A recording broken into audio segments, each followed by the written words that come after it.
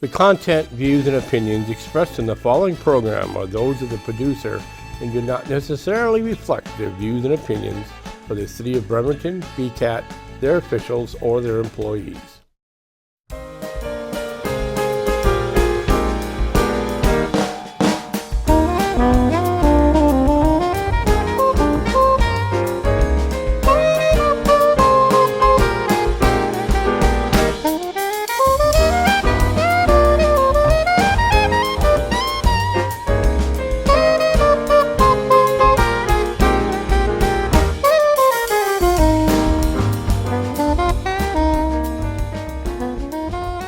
Hello, this is Mark Miller from KLAW Literary Artists and Writers, and in conjunction with Blue Forge Films and the Bremerton KLAW Access Television with our yearly Christmas show. We've been doing this for several years now. Hopefully you'll enjoy this year's. It's a little bit different, and we're going to have a little bit more information and some interesting stories. And of course, we're going to have Santa Claus. So welcome and enjoy the show. It was a perfect Christmas Eve in the North Pole. Santa was just finishing his decorating before heading out on his magical flight, when something unexpected happened. Ho, ho, ho! Merry Christmas! Jingle bell, jingle bell, jingle bell rock, dashing through the snow, and I want a horse open sleigh. It's Christmas time, and boy, this year it's going to be a great Christmas. We're not having to put up with any more weird COVID diseases and stuff like that. I can go all over the world without people worrying about whether or not I'm sneaking down their chimney and bringing them infection or stuff. They know I'm just bringing presents and joy, because that's what Christmas is about. Joy and family and happiness. We shouldn't have to worry about all this other stuff. No politics. No negativity. It's all about joy. Get those fat and sassy reindeer out there. And they're going to have to be fat and sassy because they're going to have to haul this fat and sassy body around. So they're just, well anyways, I just know they're going to do a fantastic job. It's going to be a great Christmas. I just got a feeling it right now. It's going to be a great Christmas.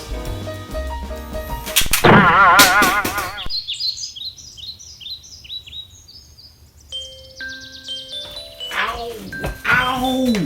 Ow! Ooh, ow! Ow! What happened? Ow! Ow! Where am I? What are all these lights? What's going on? Ow, my head! Ooh! Oh, what's my name? What are all these lights and decorations and... who am I? Oh no! The candy cane bonked Santa on the head, and now he's forgotten everything. Christmas is ruined! Unless...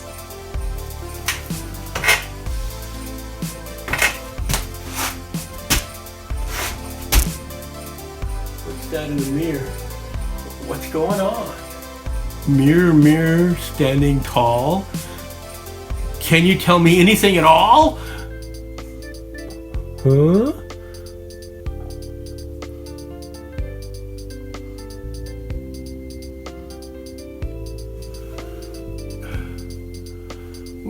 What's Christmas? Hi, Santa. I can't believe you've forgotten Christmas. I mean, Christmas is the most important part of your whole year.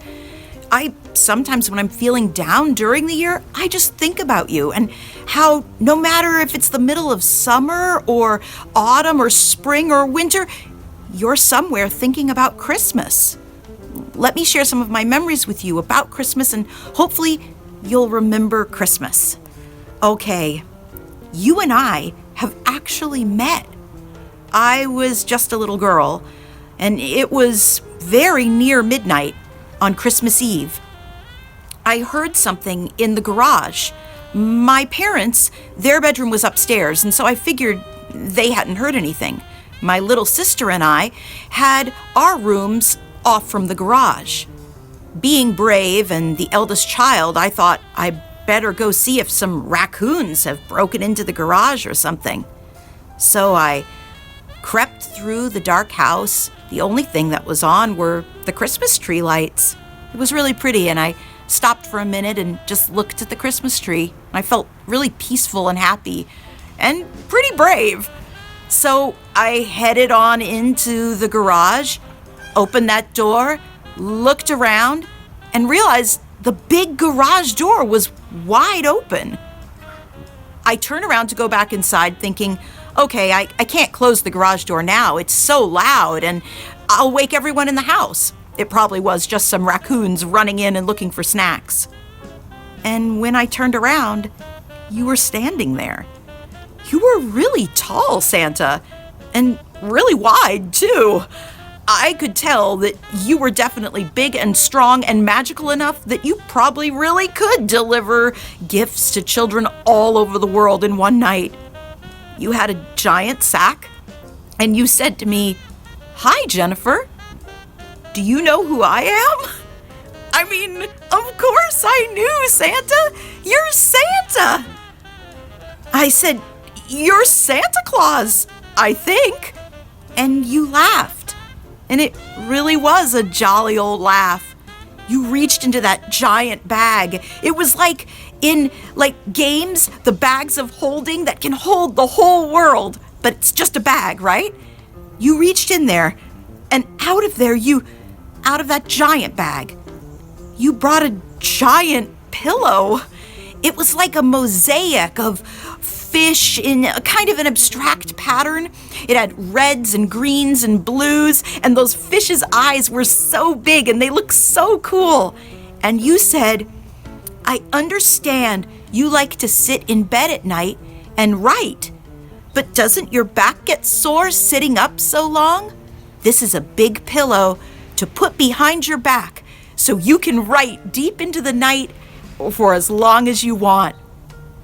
And I was stunned. I just stood there, and you handed me the pillow, and I thought to myself, how does he know? Well, he's Santa. He's magic. He wants me to write. That's cool.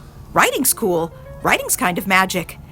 It made me feel like no matter what, even though my parents often told me to go to sleep and not write all through the night, that you were saying it was okay, and that writing was really the thing for me. And that made me feel proud and even braver. I also wanted to thank you, because I'm not the only person in my family that you've given lasting memories to.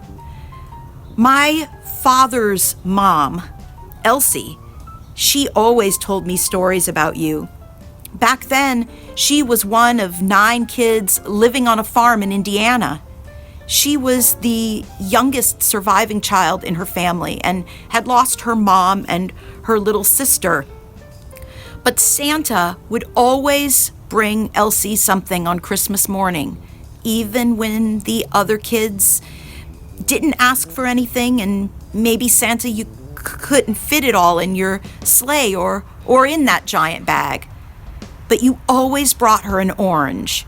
And back then, on those farms, rural in Indiana, in the late 1920s, early 1930s, oranges in the middle of winter, that was truly magic.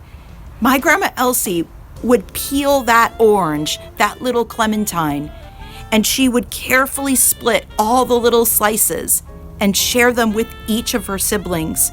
So I guess in some ways, you really did bring a gift to all the kids, no matter what. Almost every year she would share that story with me, because someone would inevitably say, "Hey, let's talk about what our favorite Christmas gifts were." And that was always kind of fun and sometimes even silly. I remember one year, the only gift under the tree was a pogo stick. And my little sister and I were so small that we would jump up and down on it and we couldn't even make it to press. But we loved that silly pogo stick. And Grandma Elsie would always talk about those oranges. Today, we have oranges at Christmas time, clementine oranges, and I always think about you. You always know exactly what to bring to put a smile on any kiddo's face. Please remember Christmas, Santa. We count on you. We believe in you. In the early 1970s, my parents went through a divorce. A couple of years later, my mother remarried, and she remarried a pharmacist who loved to take jobs in unique, out-of-the-way places. And after he married my mother, he landed a job as the Director of Pharmacy Services at the Lyndon B. Johnson Tropical Medical Center in Pago Pago, American Samoa. Now, if you don't know where American Samoa is, it's in the South Pacific. You fly to Hawaii, you hang a left, you go 2,000 miles. If you hit Fiji, you've gone too far. And so this is where we lived. And for a kid from small town East Texas who had never been out of Texas, who had never even flown on a plane, this was a big deal. And so we get there and we're settling into our new environment, and we're going through the culture shock that you would expect. And when Christmas rolled around, first of all, we realized it was going to be a beautiful day. It was going to be about 85 degrees and no rain in the forecast, although that's the rainy season down there, but there was no rain in the forecast. The other thing you could not get Christmas trees. There's no such thing as a Christmas tree on that island unless you climb a palm tree and decorate the fronds up in the top. So we had to improvise. And our improvisation was, we only lived about 10 miles from a pineapple plantation. And we got ourselves, one day Cliff came home with this big honking pineapple. It was about this big. And he set it on top of the stereo speaker that he had beside his chair in the living room. He was an audiophile, so he had this really nice system that he took very seriously. And he put that pineapple there, and my mother, for some reason, had brought one 50-light string of lights from Jacksonville, Texas, which no one's ever heard of. Half the people who live there have never heard of it. And she wrapped the lights around that pineapple up to the top, plugged that sucker in, and we had our very first Christmas there with a Christmas pineapple. Okay. which for Samoa, which is in a tropical rainforest, having a Christmas pineapple absolutely made sense. We were able to honor our traditions of observing Christmas. The Samoans observe Christmas too, it's just their traditions are a bit different from ours here in the United States. And so we were able to have Christmas, but we were also able to give a wink and a nod and the tip of a hat to our new home by having a pineapple. Okay. And so we did that all the time that we were there, all the time that I lived there. We had a Christmas pineapple every year. And we'd always have Christmas in the morning. That was our thing. And then in the afternoon, by the time Christmas came around, my stepbrother Tom and I were scuba certified. So we would have Christmas in the morning with our Christmas pineapple all lit up and everything. And then we would grab our gear, grab our tanks and everything, walk across the street, and we'd go scuba diving in the afternoon. We'd wait until the tide was right so that we could walk out across the reef, and then we would just drop over the side into the water. And there were places there where it was a sheer drop for, 30, 40, and in some places 50 feet, just straight down. And that's what we would do. We'd have Christmas pineapple in the morning, and then we would scuba dive in the afternoon. Great way to grow up, let me tell you. That's those are memories that 50 years later, I still remember those memories, and they're just great. I could not imagine having a better childhood than what I had, because I got to experience firsthand a culture that was completely alien to me and to a chubby small town kid from Texas who just read Stephen King novels and watched old black and white Lon Chaney and Boris Karloff movies on TV. So that's my Christmas memory.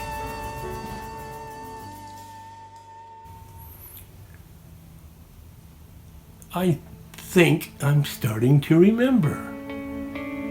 Santa, it's hard for me to choose a favorite Christmas story. I have the same outdated memories of my boomer generation. I remember our traditional Christmas decorations, our manger scene. We never called it a creche. It was made of sticks and straw with little porcelain figurines carefully wrapped in yellowed newspaper, safely stored in an ancient faded cardboard box.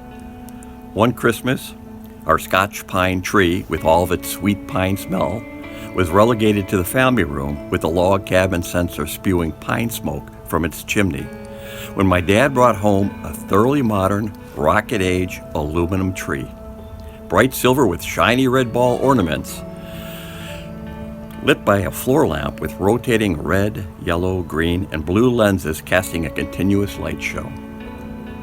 We were modern and up-to-date. My 4 brothers and princess sister were all well rewarded by you. But these are not my favorite memories. Christmas growing up always conjures my personal ghost of Christmas past. But one Christmas haunts me. I was perhaps 6 or 7 years old. I shared a room with my 2 older brothers. Of course, we couldn't sleep, figuring, as boys do, that it must be late. We would go down and check under the tree for presents. The tree was lit, and the family room was filled with perfectly wrapped gifts. Naturally, we could not resist the treasures before us. It was 1 a.m. As we each attacked a package, my dad walked in, drunk, swearing. We ran upstairs and didn't come down until Mom finally came up long after sunrise, insisting we come down. I cannot separate this memory from the many times when Dad was drunk and threatening my mother. She would yell for us to run next door and get Mr. Dalton, a burly plumber with massive arms of steel. He would come in and softly tell my dad, "That's enough, Bob. Go to bed and sleep it off." Dad always did. My dad was a loving, doting, generous, encouraging, and wise, self-taught intellectual. Avid reader when he was sober. If opening Christmas gifts brings happiness, I tell you it is overrated. But my story continues.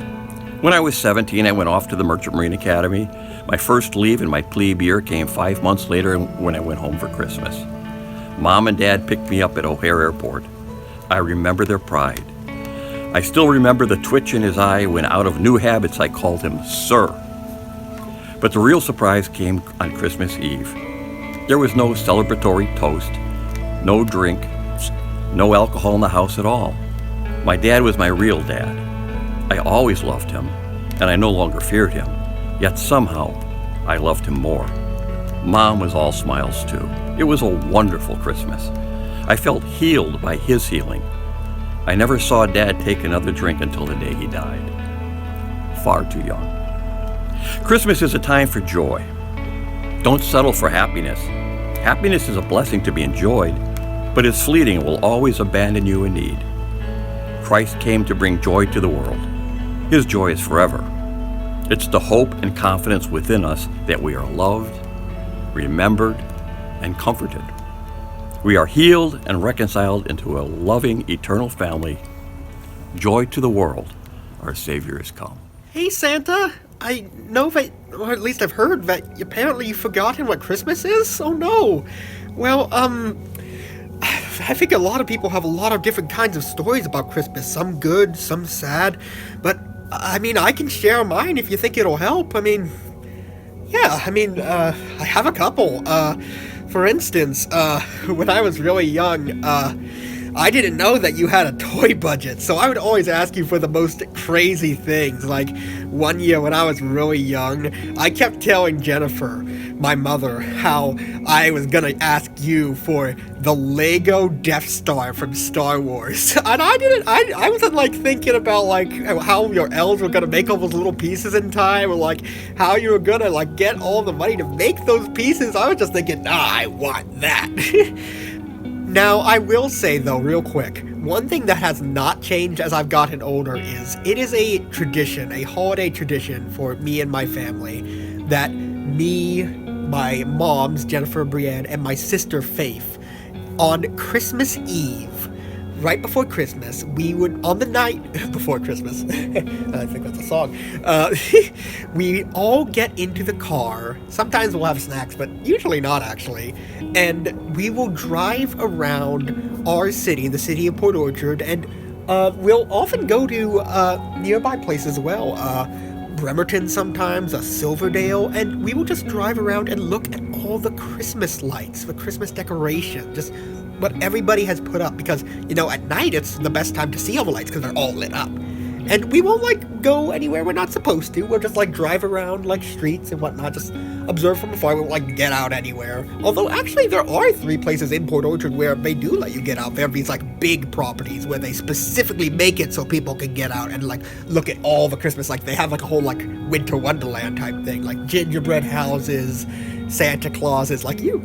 And, yes, but, yeah, we'll just, like, drive around, and yeah, we will go to those places, but often we'll just, like, you know, drive around and look at the lights. And, you know, it's a good reminder of, I guess this is kind of what Christmas means to me, is that it's seeing people sharing the joy of the season, putting joy back out into the world, and that's always meant a lot to me. As I got older, I started to realize that part of Christmas is, the biggest part of Christmas is giving as opposed to receiving. So I think what I kind of learned is that there is joy in giving. And that is why, as I got older, I really tried to do something special for Christmas as well. Besides what you would get me, I'd also make drawings for my parents, Jennifer and Brienne. I'd do little fun things for Faith, sometimes a drawing, sometimes a little gift or what have you, a little fun little trinket. After all that, it should really say something that was when I asked for... I loved Legos when I was younger, can you tell, Santa?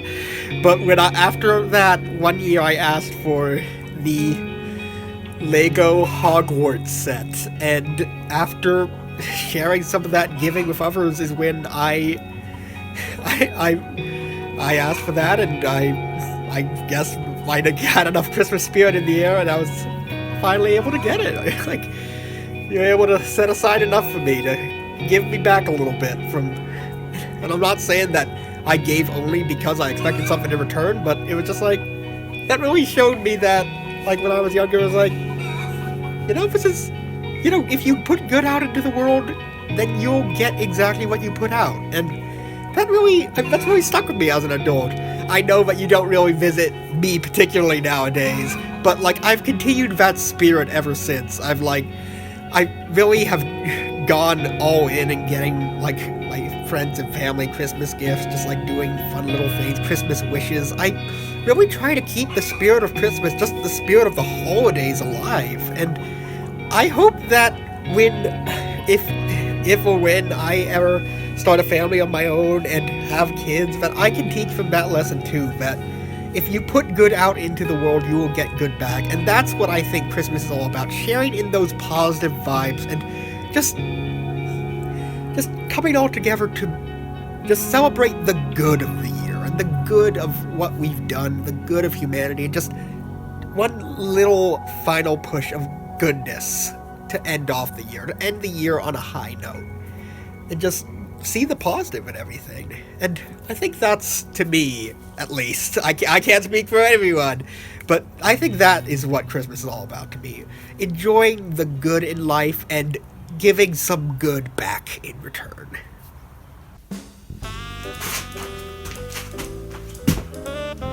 I remember Dasher, Dancer, Prancer, Vixen, Comet, Cupid, Donner and Blitzen.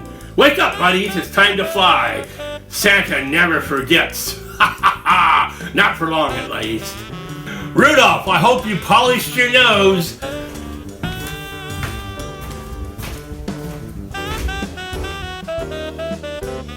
And that's how Christmas memories saved Christmas. Ho ho ho! Merry Christmas! Hello, Mark Miller again. That wraps it up for this year's Kitsap Literary Artists and Writers Christmas show. Once again, thanks to Bremerton Kitsap Access Television and Blue Forge Film Group for making this possible.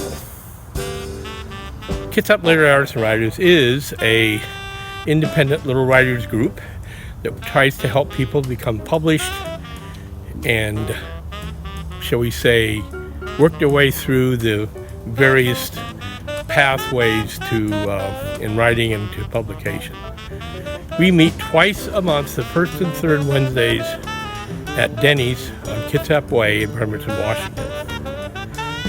Everybody interested in writing or any type of creativity is welcome to come.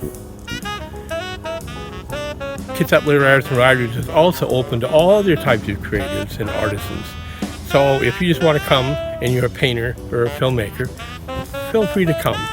It's all about people communicating with each other and using their creativity. These shows are broadcast on Wave Cable Astound and also Comcast. It's Comcast Channel 12. Wave Cable Astound is in the process of doing some changes, so it's either going to be Channel 70 or Channel 3. Most of them are going to a new digital system, so I think they're going to be swapping to Channel 70. But look it up. Also, we've got all of our older shows on a Kitsap Literary Artists and Writers YouTube page. Thanks to Blue Forge once again setting it up for us. We probably got easily over 100 episodes there. Let's have a Merry Christmas and a Happy New Year as we come into 2025. Always remember that it doesn't matter who you are, you also can be a creative artisan. Have a very good month and a very good next year in 2025. Good day.